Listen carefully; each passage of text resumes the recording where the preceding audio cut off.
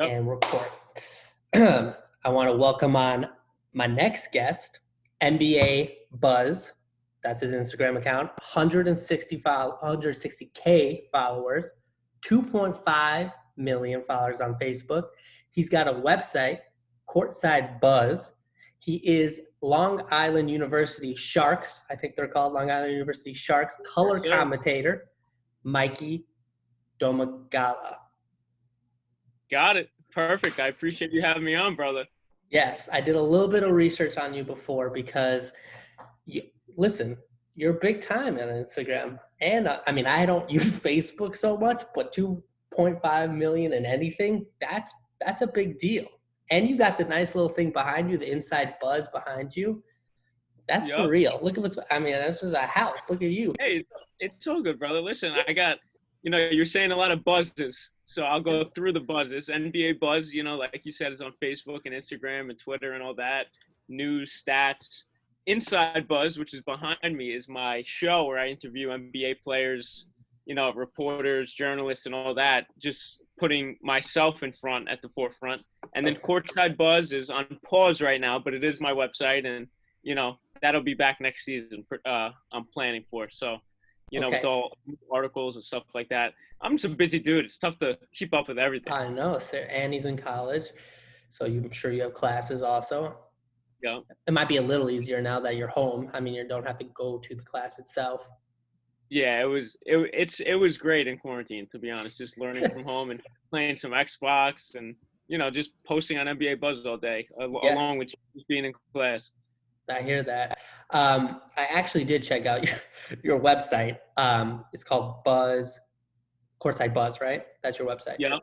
Okay, so I checked out your website, like looking through it, and the first article that caught my eye was Luka's smoke show mom. Watch out, Sonia Curry. So it's still pinned. It's from 2018, but it's on your homepage. I'm just letting you know. Yeah, I know. I haven't been on to the website in a while. It's going to be revamped soon. Don't worry. But listen, hey, that's a hot article. That will get a lot of clicks, man. That would get a lot of clicks. It gets clicks. Okay, so I mean, we like to talk about the NBA on this podcast, but I feel like some people who listen also want to know, like, how do you grow the way you grew? It's unbelievable.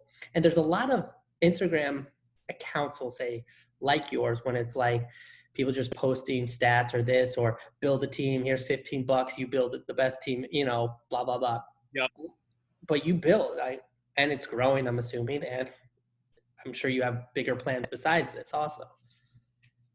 Yes. So, doing that, like you said, listen, when I started on Facebook, I started on Facebook in 2012 when I was 12. I'm 21 now. Social media in the NBA was so much different of a place. Now, every single kid wants a page, to post stats and news and all this stuff. But, when they're starting in the beginning in 2020 and I started in 2012, it's hard for them to catch up. But for the growth part of the question, it's just staying consistent. Consistency and timing. So, right now, if you were to make, say, what's an up-and-coming league? I don't know, say European basketball. There's not too many European basketball pages out there, and you start now. That's the best way of growing. The NBA platform with pages and YouTube stuff and all that, it's almost like it's too late now. It's just so, so populated. But then on the other side, it's consistency. So even if you do start now, you want to be consistent and you want to differentiate yourself, just like you're doing with your, your guests and your interviews. I've watched your interviews and I've never seen interviews like yours in other places with such guests and stuff like that. The more you differentiate yourself and put out unique content that looks different than anybody else, the more people will latch on. And that's essentially how you grow. You start editing and making viral videos, which also help and, catches the eyes of players and they share it. And, once news outlets start using your stuff, people go, oh, NBA Buzz is pretty credible, so let me follow them. So all of that stuff goes into it, and that just equates the growth. Just like with your podcast, you'll see the more and more you bring on, like, guests who are higher up in the, on the ladder, you'll see the more clicks will be coming in and in and in. So it's just all about consistency. Do you have a video in mind that, like, went viral, like that you were like, holy cow? Yeah, oh my God, so many. I mean, I put out so many That's mixtapes a over good, the that was years. a good flex by you. So many. No big deal. Yeah, go ahead. And just the big things. I don't want to flex it or brag too much, Oh, but right. when you got like 1 million to 2 million followers, I'm at 2.5 million now. Like I remember on Kobe's last game, I had like 1 million followers, right? So Kobe's full highlights from that game hit like 300,000 likes, and it reached like 10 million people and stuff like that. So and then off that, you just keep growing and growing and growing, and it's like wildfire almost. It just keeps going. I'll never forget that last game because my mother actually made me go to a cousin's. I was in college in New York, and she made me go all the way to New Jersey, like far New Jersey, for a wedding, for a cousin's wedding, and I had to watch it in the car, and I get nauseous while watching Uh-huh. stuff in the car. But I powered through that, baby, and it was, first of all, the coolest. I mean, it was definitely worth becoming Uh-huh. super nauseous because that was an amazing last game. But yeah. So that was it for you. Like you just like that Kobe last game. You're like, holy cow! Look how many freaking views I That have. was probably that was one of the biggest ones that really just caught fire and just got going. And so many other things. It's just you put out what the people want to see and do it in a unique way. It'll happen for you. I don't know if you're a fan of a particular team. I mean, you have a strong New York accent, and it seems Uh-huh. like maybe a Knicks Nets Yep. situation. What? Knicks. Okay, Nick. Knicks. But I don't. So like, if I was a person who had a page like you, it would be very hard for me to put anything out of a team I wouldn't like, or some player I didn't like. But like you're saying, you have to give what the people want. So it doesn't matter. You're just giving NBA news. I feel like my bias would get in the way of me growing an Instagram Yeah. page like that. Yeah, no, that's definitely a great point, because at one point early on it did, and it was all just a learning process. This whole NBA buzz journey has been a learning process, helped me as a journalist. So now that I'm a journalism major at LIU, Long Island University on, Sharks. Long Island, New York, Yeah. Sharks, baby. So, all that stuff, learning how things are in the news, which, it's not so much like this anymore, but you got to be level-headed. You can't pick one way to put your bias. So Yeah. same thing with sports. Early in NBA buzz, I used to put a lot of bias into the posts. Then people were like, nah, just give me the news. I don't want your opinion. Right. So, all that stuff started coming through, and I started learning and realizing now it's just all straight news, stats, rumors, and all that with zero bias. So how does it go for you? I mean, you don't have to, if you have a source, you don't have to tell me, but how does it go? Like you just hear something and you're like, bap, bap, bap, bap, right away? Pretty much. Yeah. You got to I have Twitter notifications for like every NBA reporter, Yeah. right? Big pages and stuff like that. I have all the alerts from the start of all the games, the final games. I'm constantly on my phone. But I do also have some sources, some players that'll maybe give me some information. Some journalists I'm friendly with. I interned at SNY, which is Sportsnet New York, this past semester. I gained a couple, cool. NBA people there. Like, have you heard of Ian Begley? Like, he's a contact now. So he's the SNY Knicks beat reporter. Okay. So I did go to college in New York, so I know a little bit about it, but I don't. Okay. But I mean, stuff like that, just getting some relationships with some of these journalists who might hear something, or a player. I don't have all the connections. I have a couple, but most of it is from Twitter and from, just getting on it ASAP. I feel like even a lot of players these days find out like their teammate has been traded via Twitter. Like I really believe that. I think Twitter is the greatest thing ever. Like you just get all your information in one spot, whether you're looking at sports or news or anything. You know what I mean? It just literally gives you the information like that. Definitely. Yeah. Well, this is an NBA podcast, so I do want to talk about the NBA. Obviously, I've had some college players, and then I like to have people like you because this is the basis, the vibe I want to give on this podcast is just you're chilling with your friends and you're talking about the NBA. And kind of like your Instagram page, you just put on some, there will be stats, but there'll also be like, what do you think? So I want to go through a couple things that are going on in the NBA, and you can tell me what you think. First of all, the one story that everybody's talking about is obviously Lou Williams leaving. And he claims that he went to the strip club to get wings. My question to you is, if he is this big that this strip club named the wings after him. Like they named this wings, like the Lou Williams, whatever. Wouldn't you think that he could get it delivered and he wouldn't have to step foot in there? Like if they name it after him, he should be able to get it delivered. Even if it wasn't named after him, he could just get it. If it was an average Joe off the street, he could get it delivered. You know what I mean? So that situation really annoyed me because, I saw Kendrick Perkins, who gets a bad rep, because he's kind of outspoken on, Well, because it's Kevin Durant things. Yeah. Exactly. The Kevin Durant trash talk, which is uncalled for, but still. Right. Kendrick Perkins called out Lou Williams saying, Lou, you're on a contending team whose playoff race starts in 2 weeks. You know what's going on in America with the quarantine and coronavirus and all that. You step foot in a strip club to get wings when you're on break for a family tragedy. He said, and Perkins said, Lou, Zion Williamson, you're selfish. And Zion Williamson, had a family matter to tend to and left the bubble. He didn't go to no wing spot. So I agree with Perkins. Lou Williams just had to think smarter and just see what the big picture was and just get his wings delivered. I like how you call it a wing spot. It is definitely a strip club. And the fact that I went for the wings to get it you obviously there was something else that maybe brought you to the strip club besides the wings, or else you would have gotten them delivered. And I can't think of a worse place. You're from New York than either the Subway or a strip club to get Corona. Like those are my two top places where you'll probably get Corona. Yeah. So I don't know why I would go there. And this just proves to you how much LeBron has his teammates on lock, that Alex Caruso would miss his own sister's wedding, but this guy had to stop at a strip club to get some wings. But LeBron James controls his teammates so much that Alex Caruso, he ain't leaving even for his sister's wedding. Yep. I think some of it's LeBron and some of it's Caruso too. Caruso probably sees the culture of LA. They want to win it for Kobe. They want to win it for the city. How determined they are. Maybe Lou Williams' head just isn't totally in it. Like, come on, man. You're going to a strip club and breaking quarantine when the coronavirus is running rampant and people are freaking out, and your team is the top dog in the West. It's almost like embarrassing. It is embarrassing, but we all know that if Lou Williams comes in off the bench, he's going to drop 24 points easy, and he'll be fine. Sure. Sure. Yeah, but this 10-day quarantine again.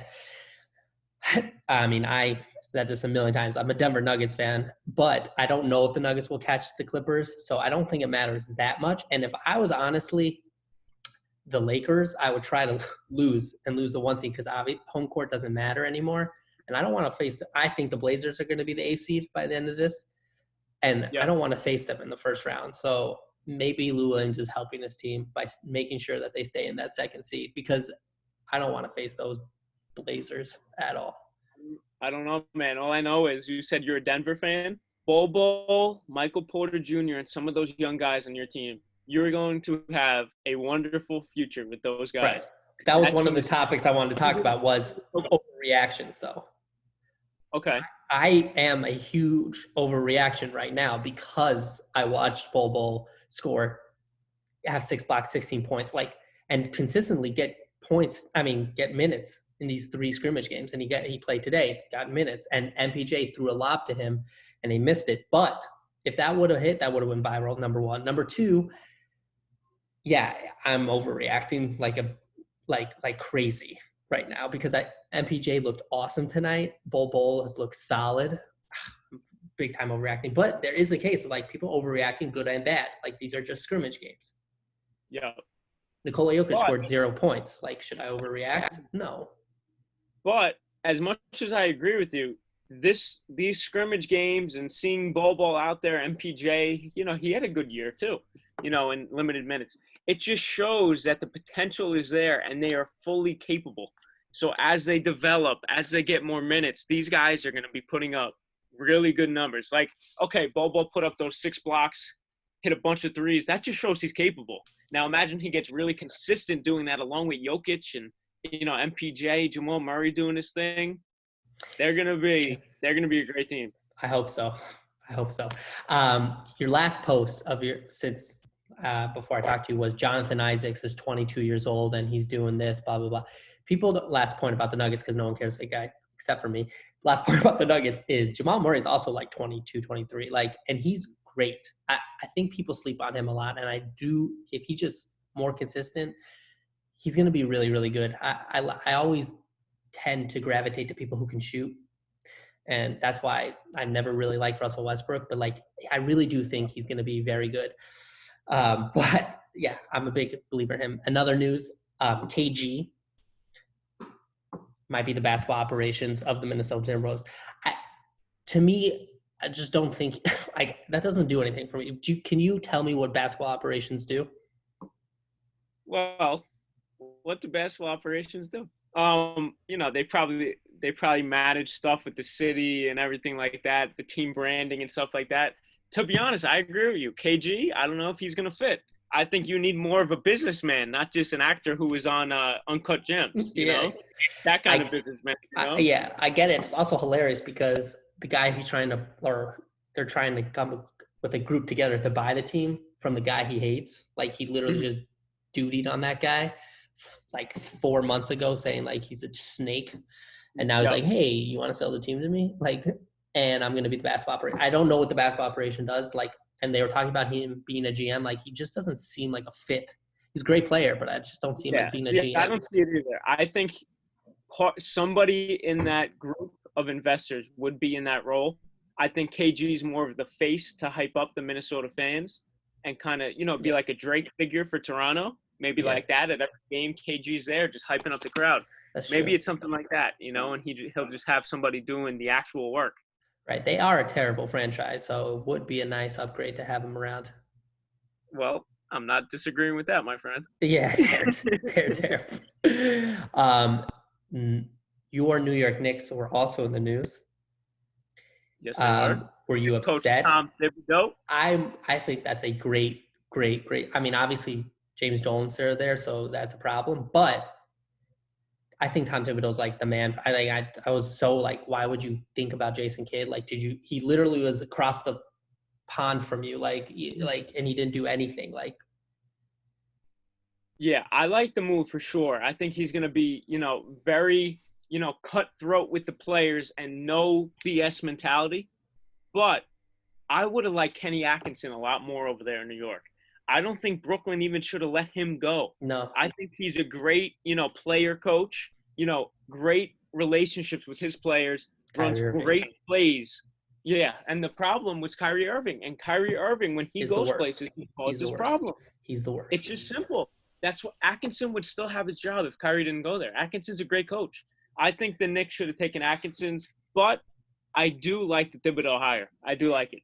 I did not know that they were even thinking about Atkinson's, but to that point, when D'Angelo Russell was on the team and Spencer Dinwiddie was coming off the bench, they were a very, very fun team, and they were good, and they were in the playoffs. And I was shocked when they got rid of him also, and I'm like, well, I'm not that shocked because Kyrie Irving's the worst, but yeah, that is. I mean, Tom Thibodeau's, you know what you're going to get with him, and I think he's very good. The non-BS mentality is good, but James Dolan. Yeah. He is the issue, and everybody here in New York is on his case. But he's not going to sell the team. It makes him too much money. But he's the reason why there hasn't been culture of basketball in New York since the Patrick Ewing days. Just think, even during the Melo days like that, people were locked in, but the culture wasn't like everybody's watching the game, everybody's locked in, everybody loves the Knicks. It can't be like that under Dolan. It just can't. It's funny that you say I have a very close friend from New York, and we used to like literally fight when you guys had Porzingis and Jokic was still coming up, and he's like, I promise you the Knicks are going to win a championship before the Nuggets because we're a big market and you're a little market and no one cares about you. And I would just argue. And then Porzingis left, which was the best thing for me in this argument. But I do like you say, like, you'll never win. Like, I don't know that's the case with Dolan. Like, I do think you win. Like, those years with Melo and like Amari Stoudemire, like, they did try. They had a solid team around them. They did get to the second round. They just met. There was just the Heat at that time, and the Pacers were really good at that time also. But I think you could win. You're saying, like, no one cares. I feel like the Mecca was always, like, booming, even with him. It's like – your team just has to be almost good. Like the Ewing days were booming. Yeah. Melo was a little below.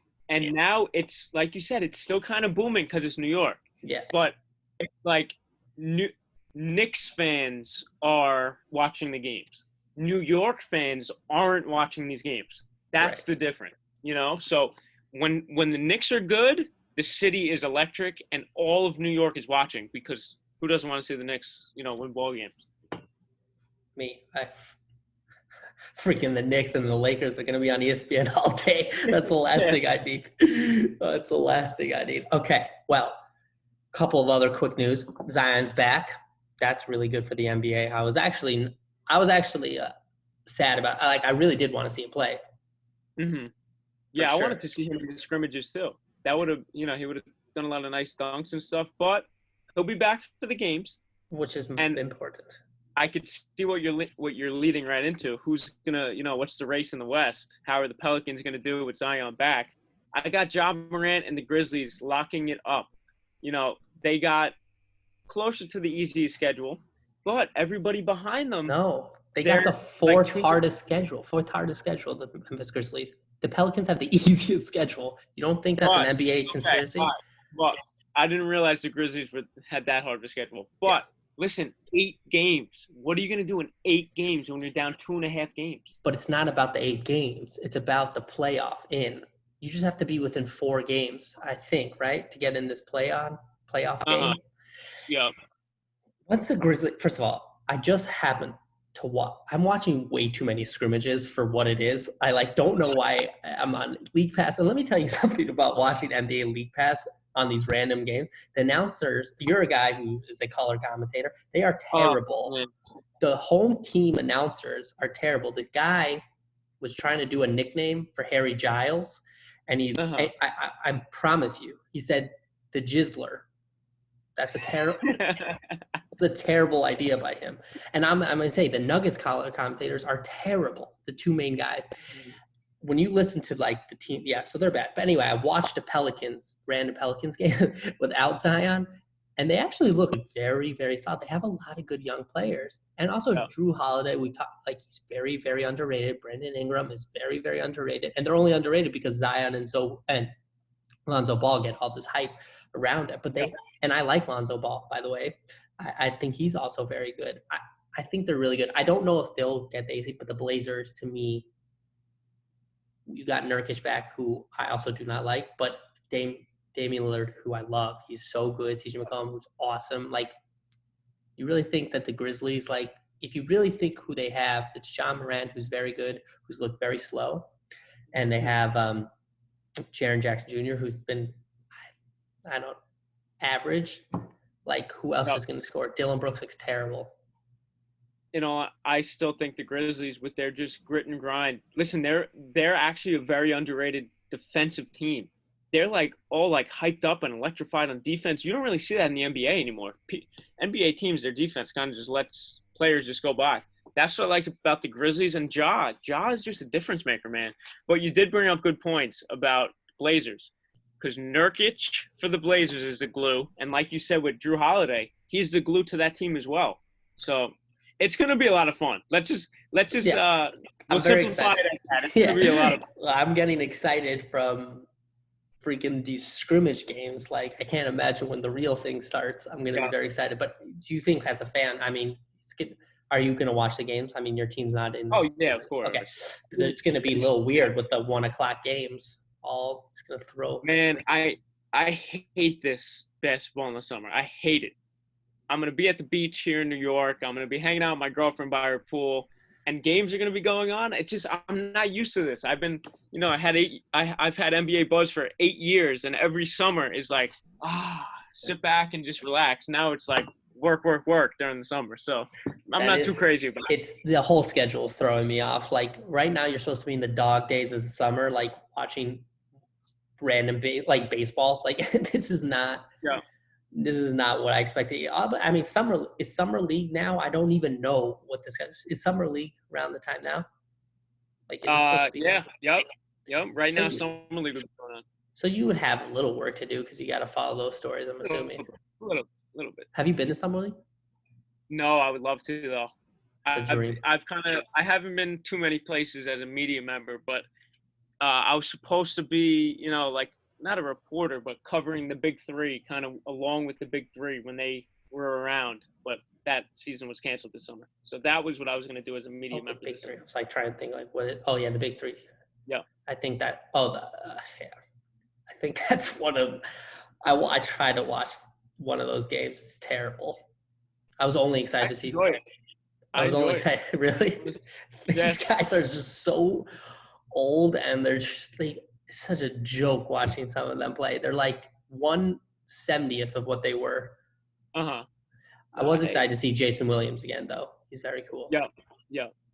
AI in the beginning. Watching Joe Johnson's always a treat. AI, first of all, you see Joe Johnson playing any random. He was in the TBD tournament. Like, so he's always playing. AI played for a good 3.5 minutes. Literally. I think he played the first game for like 3 minutes, and then he's out. And he's like, guys, don't expect you to see the real AI. I'm like, I didn't expect to see the real AI. I just didn't expect that at all. Other news is, what's his name? The guy on the Pacers, Sabonis. Hurt his foot. What did you hear about that? I just saw that he hurt his foot. It was like super serious. I just heard it was a significant foot injury. He's out of the bubble, getting tested outside, and I heard from a source, not going to name, that he's out for the season. But that's a round answer by pretty much any reporter that he would be out for the season. If I were them, I would just let him sit. They're not going to win anyway. Yeah, I would just let him sit. They're not really going anywhere. Oladipo's not even 100%, and it's almost like he doesn't even want to be there. I think he's going to Miami, but I think Pacers just let Sabonis sit. You heard it here first. Yes, Sabonis sir. going to Miami. You got that right. Listen, when it happens, you better pull this clip up, post it. I'll share it, post it as well. There we go. Inside buzz. Sabonis Miami. You work in the media. How the hell? Oladipo, Miami, not Sabonis, Miami. Oladipo, Miami. Oladipo doesn't want to be in Indiana? Depot's getting – it's almost like – that threw me off. With Sabonis, I was like, all right. Yeah, you haven't been hearing rumors about Oladipo? No. It's almost like Oladipo's a little frustrated there. It's almost like Indiana's kind of stuck, not really going to win, and not really a bad team. Oladipo, I've been hearing, wants out. To Miami, why? Because he loves Jimmy Butler? It's almost like that's a place where he could fit in along with Butler and win. And they've been garnering interest with him. I've been seeing numerous reports throughout the season about, Miami trying to recruit him over there. I think Miami's one of these dark horse teams that could, like, legit in a couple of years also win a championship. They're just putting piece together. And they're just, I think, what's his name? What's their coach's name? Eric Spoelstra is like one of the best coaches in the NBA. Yeah, I didn't hear that. That's crazy. Yeah, that would stink for Indiana. For sure. You work in the media. How does power rankings work? Because I can't figure that out. Yeah, power rankings. I mean, it's almost like it's kind of like predictions, and it's kind of just based off everything that's going on with a certain team, based off their record against the teams that they're going to play, and everything like that. That's how power rankings are just distributed. But how shouldn't it be like seeding and stuff like that? Like seeding is the same thing. Like if they have the record, they're going to be the 2 seed and the 3 seed. Power rankings, like if you look on one website, ESPN's power rankings is different than like Bleacher Report's power rankings. It's basically like everybody in the newsroom will get together, kind of put their thoughts together, look at all these certain, aspects of what's going on. They divvy up their power rankings and boom. It's not like anything official. It just makes no sense and just gets fans triggered. That's all it does. That's why everybody in the newsroom gets together. They think, okay, how are we going to piss people off and sound relatively good at the same time? I'm convinced, by the way, that's what it is. I know how the media works when they put out all these top 100 players and they put, I saw Devin Booker, ESPN or Bleacher Report was ranked like 45 or something like that. Joke. That's so people will cover their list. And now Bleacher Report's all in the media. If you think that there are 45 players that I would take over Devin Booker, you're absolutely ridiculous. Same here. I'm thinking he's probably top 20 easily. I said this on my last podcast that people are not talking about the fact that these players can talk with each other and they're going to end up being like a like a big three in Miami. Like it's going to happen, or the Kevin Durant, Kyrie Irving thing. Like people are becoming friends. I really think Devin Booker is not going to be a Suns player very, very shortly. He's probably so fed up with this, and he's probably best friends because people forget the Suns are in the bubble. Like you might forget about them. The Suns, the Wizards, those are pretty random teams that are randomly in the bubble, but they're there, and I'm sure he's hanging out, talking with some guys. Like, in like 2 years, you come here. I think so too. 100%. Yeah, not really, even just Booker. Other players too. That's like you said, so many stuff is going to be formed. I bet you in about a year or two, when somebody makes a move, a report's going to come out that it all started in the bubble. Oh yeah, I believe that 1,000%. People keep on talking about how close these guys are getting. I'm like, okay, just wait. Mm-hmm. Have you been watching the vlogs from these players? A little bit. I think some of them are corny, to be honest. I'm not too crazy about it. Some of the stuff is corny. Like, but I do like seeing them go around and show off the rooms and all the lunch stuff, the arcades and that stuff. Some of the other stuff a little corny in my opinion. I agree with you 100%. You don't have to be shy about that. I think that the vlogs are, like you said, like it's cool to see like where these guys are living and like kind of get the vibe. And I always pronounce his name wrong. Matisse Thybulle. Matisse Thybulle is by far the best vlog, and then JaVale McGee, and then Troy Daniels. But like they're just so like it's just a lot about them. Like we want to see you interact with other players. No, honestly, I'll tell you exactly what it is. And I said this in an NBA Buzz post the other day. One of my few. Well, I put it in a comment. The NBA nowadays is full of kids. Back then, it was full of men. Now you see these players on TikTok, all over social media. Matisse Thybulle putting up his corny stuff on TikTok and everything like that. You're going to tell me Ben Wallace in 2004 would put up TikToks? No, absolutely not. So it's like there's almost there were dogs and like real men in the NBA. Nowadays, it's like a young guys league. And social media has kind of swallowed them up in it. I'm not saying it's a bad thing. No. It's just different. It's funny because I do a segment before and after, and I was going to say this after, but now that you brought it up, I want to go in with you. If you think that Kobe Bryant or freaking Michael Jordan or Larry Bird would freaking have Troy Daniels in his thing, did a photo shoot with Kyle Kuzma. You think that would ever freaking happen if these guys had to be in the bubble together? Let's say these guys were all on the Olympic team together. Do you think they're taking pictures of each other and let's do a photo shoot for my Instagram account? And there was like Kyle Kuzma was telling Troy Daniels like, "Yo, I like it better when the sunlight." I'm like, "What are you guys doing?" It's just so much. It's a different world. It's just 1985 to 2020. It's not even 1985. It's like like Kobe Bryant would never do it. I don't even think LeBron James would do it. Like, I really just don't. And you don't see these posts from, like, Carmelo or like those guys. Like, again, I've said a lot of players I don't like. Kyle Kuzma is up there for me for sure.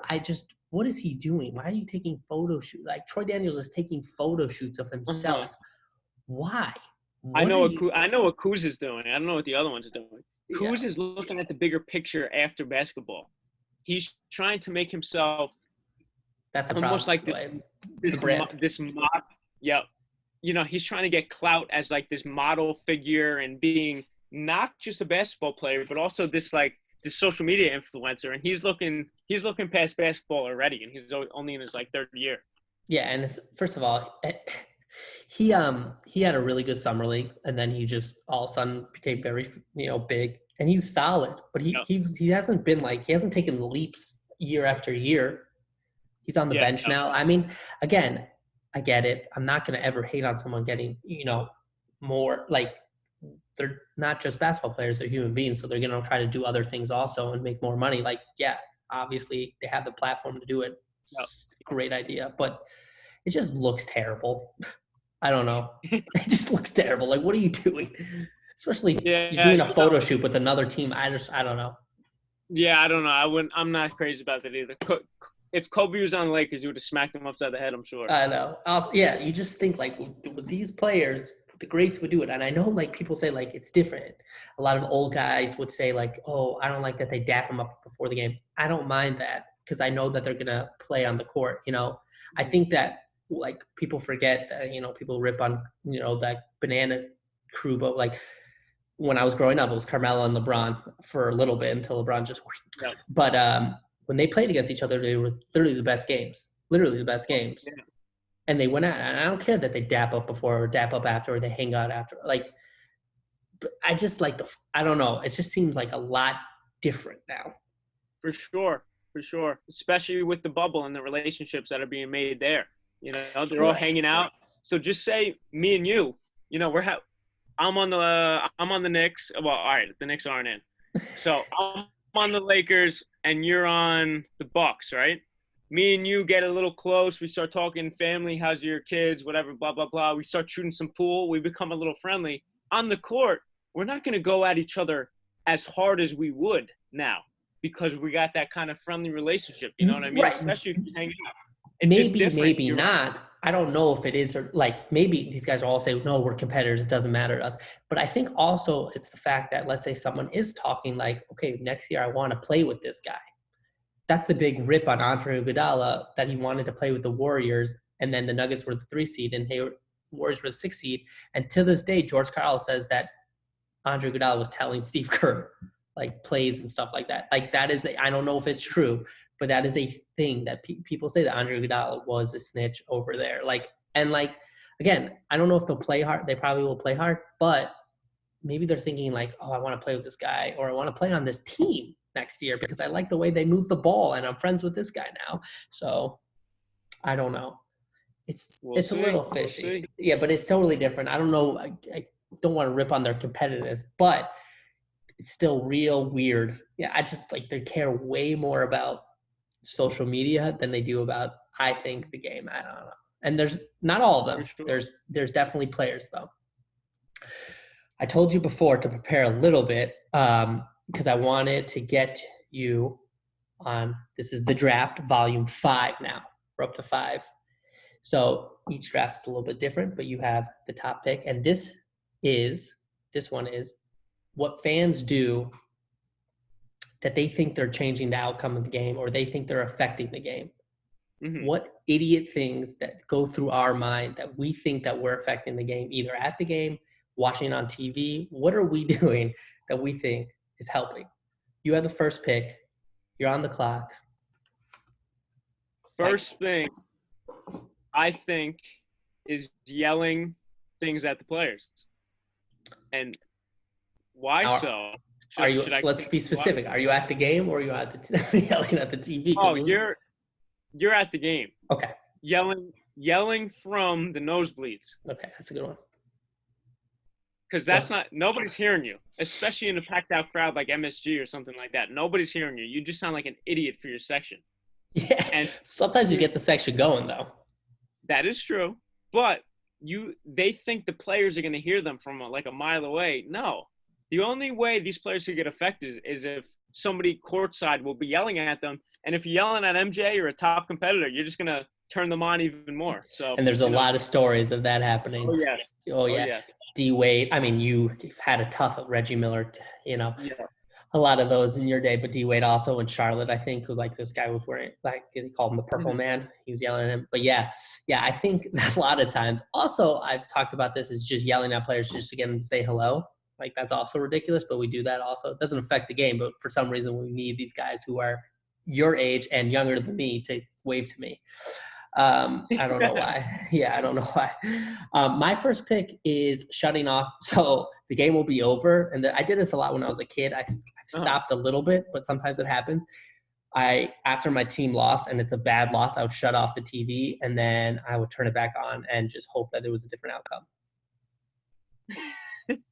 And it never I've never done that. Yeah. Never done that. Sometimes or when I was younger, my parents would make me go to bed early and then I would wake up in the morning when I was like 10 years old, let's say, or 9 years old. And I would like open the TV on ESPN and see the bottom line. And then I would oh God, they lost, shut off the TV and like turn it back on and be like, oh, damn it, they still lost.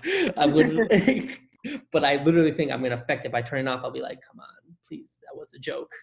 Back on. No, still lost. Oh my God. I mean, another thing that I would think of would be. Yo, this is your third pick. The third pick of the draft. Third pick of the draft. So most ridiculous thing. What is it exactly? Most ridiculous thing fans do that they think affect the game or affect what's going on. Oh, easily. Idiot kids putting in sports bets think that because they bet, their team is going to win. So I am an idiot person who gambles a tremendous amount. And I think that I'm always going to win. But yeah, I'm also there. And also the amount of times I use the word guarantee is absurd. I'll text my friend like, yo, this parlay guaranteed. It's a lot. You know the time you lose the most. Like you'll pick a game like Rockets versus freaking Clippers. The Rockets will be the underdog. You pick them, you're like, they're gonna win. They win. The Nuggets versus the Knicks, they win. Right? And then it's like a crazy game like the freaking Lakers versus the Magic. You're like, this is an easy win. Yeah. That's the game you lose, by the way. Every freaking time in a parlay. You know why? Because usually when a team is so much of an underdog, they got nothing to lose. That they're just playing so hard. The Lakers start, underestimating them a little. They start creeping into the game, and boom, there you go. My friend literally just texted me about baseball that he bet against the Marlins. I mean, before COVID, obviously, like before the 8 players went through. They just beat the Phillies, right? Right, they crushed the Phillies, and he was a throw-in game. Like, yeah, the Phillies are going to crush the Marlins, and boom, he lost like a 16 parlay on that. But like that's what they always get you. I think my fourth pick, and this one, I think it affects when you're watching a game at home and you stand up.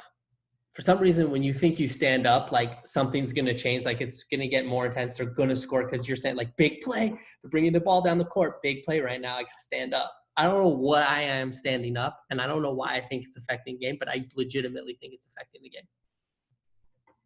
Okay. I like that one. How about those the fingers? I got a feature in my birthmark here if you could see it. Very beautiful. The fingers at the free throw line. Hoping for it to go in. Are you that's very college-y, I feel like. That's a very college-y thing. But spare fingers? No. Yeah. You think that you're doing this like and getting super quiet, and then the player who you're doing it for is probably freaking out like, oh my God, everyone expects me to make it. Exactly. This isn't going to make the ball go straight in. You know what I mean? This is not my sixth pick, but in general, I feel like people who like go like this behind the basketball court, like I feel like players are just so locked in, they don't really care. I think that works. I think it works. Fine. But the players who also do this, first of all, on your TV, and if you're on the side of you're not behind the basket, you're just on the side going like, like on a free throw. Like, what do you? But you think in your heart of hearts that you're going to win. that you're going to make a miss. No. For sure. Okay. So listen, I really like that little draft debate. That it was clever. I like it. Okay, well, I get my last pick. Okay. Sixth and final pick. And then you can tell me if you have any ones honorable mentions. I don't know which one I'm going to use. Look at this guy. He's got them all written there. I have a couple. I think this one, I don't know. This is just I feel like you literally pray. I literally would like pray. I'll be like, please let my team win today. If you let my team win, I'll be respectful to my parents. You know what I mean? Like, I don't know, whoever you pray to, they will pray. You think whoever you're praying for, like, cares about an NBA game, but in your heart, you think that it will affect, like, if I pray, my team's for sure going to win. Yeah. I think that's something. I'm going to piggyback off of that. Usually this happens with the Knicks all the time. Close game. You're just sitting there like, they can't lose this one. They can't do it. They can't. They got it in the bag. It's in the bag. They're up 5 with a minute left. Always lose. Always lose. It's better to just keep your mouth shut. Right. You know what I mean? I think I promised to do a bajillion, like, I'll never be disrespectful to my parents. I'll clean my room like you know what I mean? Like, I'll listen to my teachers. I won't, that. When you're a kid, you just you're not going to do any of that stuff. But hopefully someone will listen to you. I also, some of my honorable mentions is some people need to watch in the same place. Mm-hmm. Same seat, right? Same seat. I think that's absurd. My younger brother-in-law literally will not watch a game unless it's in his like seat in his where his TV is. Like, he thinks he's like, that is the reason why they win every time. I'm like, you really have problems. Like, it's not, do not affect, like, but I hear it. Like everyone does their own weird things. Like, you're standing up, doing this. For him, he has to be in his seat unless they win.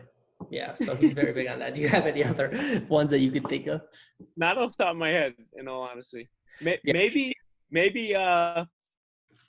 people tweeting nonsense at players thinking it's going to get across to them, which sometimes it does, but it usually doesn't. Do you think it gets across to them? As a person who, I'm sure, trying to get people on your show or wherever it is, like, they don't look at everything.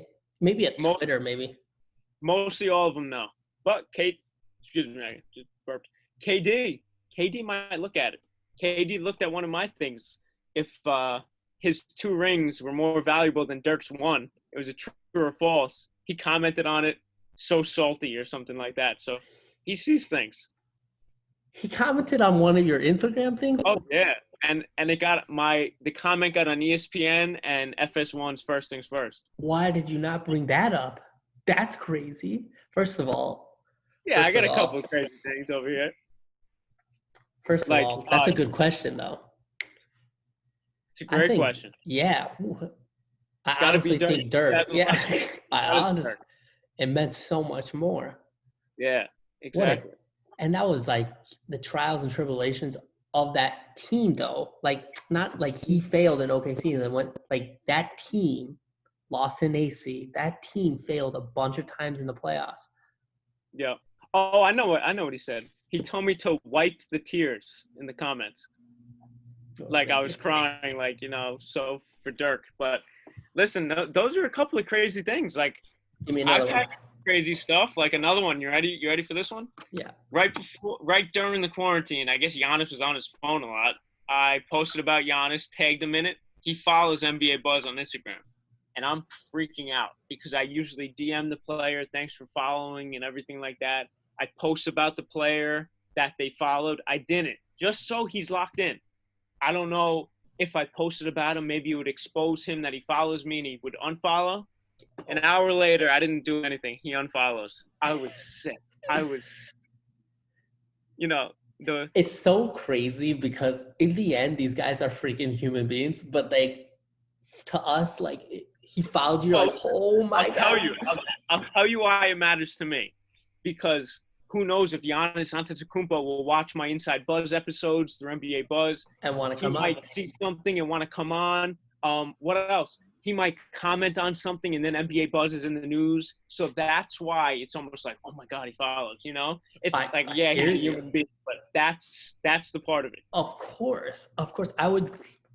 I could rip Kevin. I would wish I would have an interview with Kevin Durant. That's like everybody wants an interview with Kevin Durant. It will help you tremendously. And these guys have so much power when it comes to that. Like, if you just had an interview with any, not random, but let's say you randomly interview James Harden, like, you don't think your place would just blow up even more? 163K followers would go to like 500K in 5 seconds. These guys have so much power. Yeah. When it comes to like the media thing. Another one. I'm in daily talks with Nick Young to come on my show. It's like daily. I can't right now. I'm busy, blah, blah, blah. He had me waiting like 5 hours one time. I'm like, Nick, come on, man. Come on. He's like, oh, I'm not home. Let's do it tomorrow. Tomorrow comes. No. Nick Young, he's all over the place on the court, but he's also, this guy who's always out in LA and stuff like that. So I don't blame him. But it's like he's on my radar. I'm trying to track him down. He will be a great one for my career because some teams want to sign him, and you know, people want to still see him back in the NBA. I mean, I don't know if he'll ever come back to the NBA, but he'll play at a high level, like European, I think, like maybe like a freaking Yeah. Maccabi Tel Aviv or something like that. I just Yeah. legitimately think he'll end up there, or like No, but Israel or some with Barcelona. Swaggy P, you know what I mean? All the kids love Swaggy P. Yeah. Everybody loves Swaggy P. He's all over the media and stuff. That's why I'm trying to really track him. I Track him also down. like a guy like Swaggy P, like a guy who I'd love to interview is Gilbert Arenas. I think he's like him. He's very honest. He's very funny. Like those are guys that you think that they would like just check your Instagram, like, oh, look, and then boom. Listen, Gilbert's pretty accessible. Tag him if you want to post about him. Tag him. He'll probably comment. He follows NBA Buzz and always comments. Always. There we go. There we go. Well, hopefully. Well, I want to thank you for coming on. I really do appreciate it and for answering. Listen, you're big stuff. Don't deny it. You're big stuff. So I do appreciate you coming on, bro. I really do. Hey, no, I appreciate you, and thanks for all the kind words in the beginning and now. Listen, you may think I'm big stuff. I'm not big stuff in my head yet until I'm working for a high level. Keep it like that. High level news organization. And then you'll think you're big stuff. And then you'll think you're big. Then I'll maybe think I'm big stuff. But hey, that's the goal. That's the focus. And I'm just going to stay consistent and keep growing everything and interviewing players. And you do the same thing, my man. Absolutely. Appreciate it. You got it.